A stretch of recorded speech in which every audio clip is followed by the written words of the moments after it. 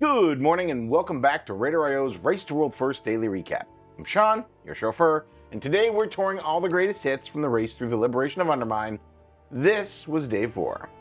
And it started completely differently from all the previous days. You wish I really meant that, don't you?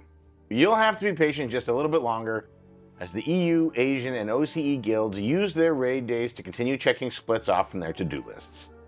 We know. This process is beyond tiring. Might we suggest keeping yourself awake with an Al Cappuccino? Apparently capo just means boss, but secondly, no, I've lost it. Okay. Al Cappuccino, no, what's his name? It's Al Capone. Thank you. I keep thinking of Al Pacino, and he's an actor who plays mob guys. That's too confusing. Al Capone. So it was a copy. Coffee. Yeah, I'd have an Al Cappuccino.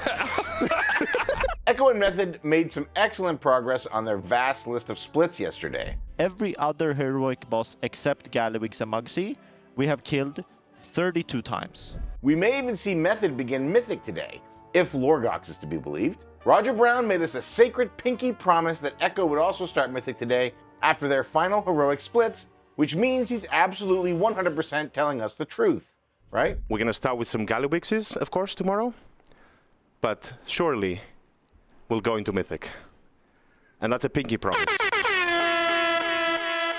We're sure that all the raiders, and casters, and production teams, and viewers, and my dog are looking forward to finally washing their hands of splits, for the week at least, and joining the Mythic progression race. In the meantime, Echo's casters Cruella and Rook also took time to discuss the importance of players taking care of themselves both during race prep and during the race itself.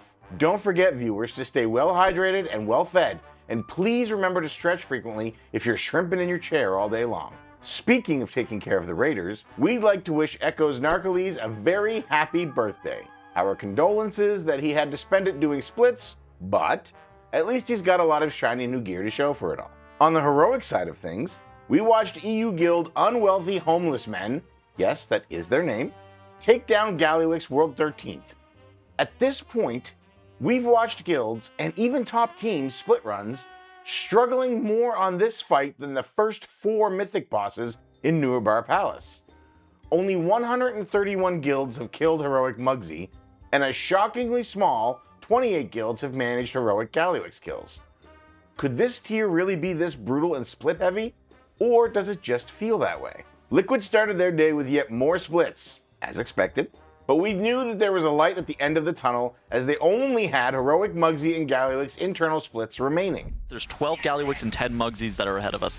That's probably just a few hours left until basically we're done with splits. The stream viewers weren't the only ones getting the gifts of fewer splits and more Tettles today, though. It seems that the casters had a special delivery as well. You just put it on the ground. What's your... Thank you. Sure. Oh my God, Thanks. Amazon. All right. Yes. Dan. This is Dan. There we go. We have a little delivery coming in.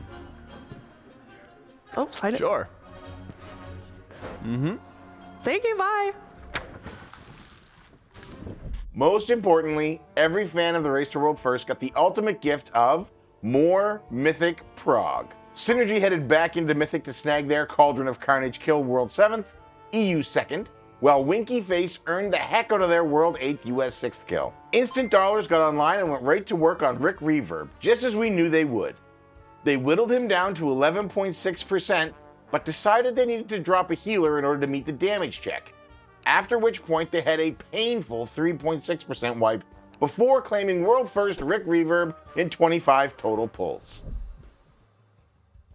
Following their victory over Rik, Instant Dollars headed to Styx Bunk Junker and juggled his flaming trash piles for 15 pulls, hitting a best of 64.4% before determining they needed a different comp than the one they had currently ready. They spent the remainder of their raid night working on Sprocketmonger Lockenstock and his collection of conveyor belts. We waded through a dozen heroic Mugsy and Gallywix splits, some quite lucrative, player lunch and dinner, some drama with kitchen scissors.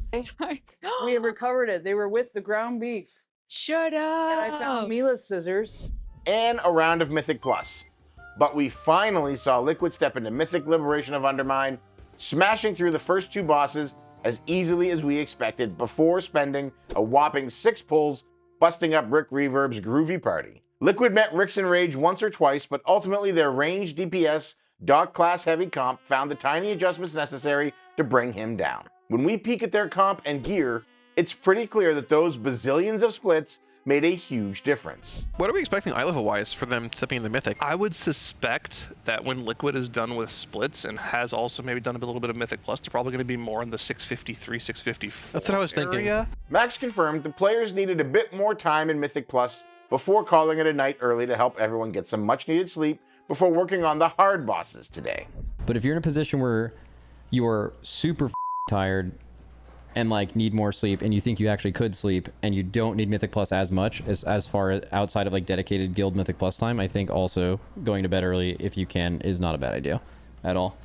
Keep your eyes on our 24/7 live coverage over at RaiderIO/RWF because with Echo and Method planning to move into Mythic today, the race is really about to get exciting. Don't forget to meet me back here tomorrow for another RaiderIO Race to World First daily recap.